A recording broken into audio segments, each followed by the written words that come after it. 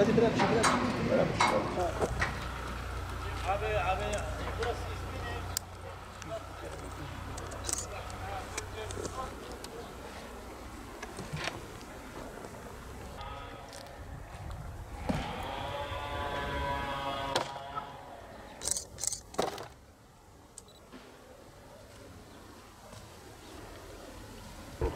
Şey, 6,5 oluyor.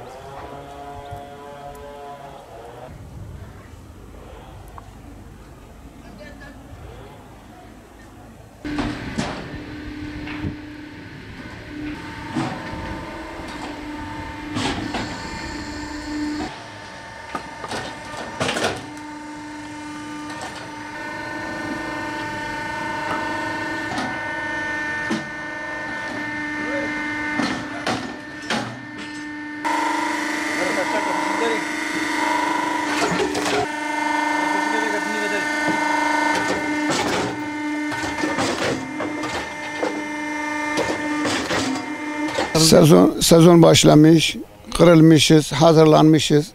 Millet alıyor. Erkendir ama erken daha ucuzdur. Yarın kış gelirse yaş olur, pahalı olur. Yeteri kadar geliyor, arka geliyor işte. Mesela bugün bir kamyon geliyor, yarın bir kamyon geliyor. Kendine göre alıyorlar. Bazı 2 ton alıyor, bazı 1 ton alıyor, bazı 3 ton alıyor. Herkes bazı yarım ton alıyor. Mesela kendi gücüne göre alıyor. Kendi ihtiyacına göre alıyor. Kömür alan çok az oluyor. Geçen sene zaten kışın sonunda 6'ya çıktı. Şimdi de yine 6'dır. Arabayla götürmesiyle 6,5 oluyor. Fiyat şu anda değişmemiş ama değişecek. Erken alırsa daha iyidir. Eskisi gibi gitmiyor. Her taraf doğal gaz olmuş. İşte kimi ihtiyacı olursa alır, ihtiyacı olmazsa almaz. Buraya biz geldik, kış hazırlığı için geldik. Dedik kış gelmeden şimdi hem odunların daha uygundur. De köylerde zaten biliyorsunuz doğal gaz şey olmadığı için odunla, eskisi gibi odun da köylerde olmadığı için gelip kış hazırlığımızı buradan alıp her sene düzenli bir şekilde gelip özellikle bu aylarda biz geliyoruz. Hem odunlar daha kurudur hem daha uygundur fiyatı kışa göre. O şekilde hazırlığımızı yapıp köye işte isfileyeceğiz.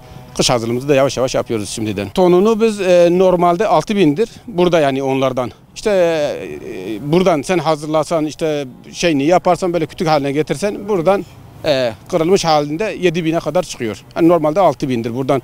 Yani kötük olarak alıp götürsen köyde kendin şey yaparsan normalde 6.000 liradır şu an. Yani herkese de tavsiye ediyoruz. Bir an önce yani kimin öyle bir şeyi varsa gelip hazırlığını şimdiden yapsın. Yani kış hazırlığınızı yapabilirsiniz şimdiden de. Köyler için işte camiler için şimdi en uygun mevsimidir.